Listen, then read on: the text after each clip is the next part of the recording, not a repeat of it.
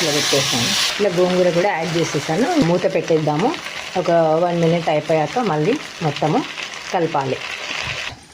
చూడండి, ఇప్పుడైతే మూత పెట్టేసాను. మిర్చి, ఆనియన్, వెల్లుల్లి పేస్ట్ అయితే పల్లీలో అన్నీ వేసుకున్నాం కదా, కొంచెం సాల్ట్ యాడ్ చేసి పట్టుకుందాము పేస్ట్ లాగా.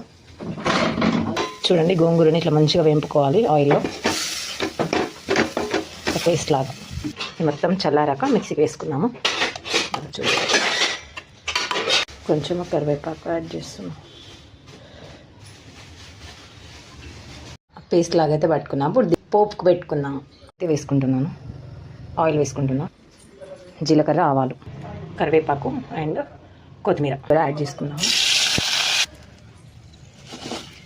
ఫైనల్గా మన గోంగూర పచ్చడి అయితే రెడీపోయింది. మన రెసిపీ మీకు నచ్చినట్లయితే please do like, share, comment and subscribe to our channel. చలో బాయ్ గైస్.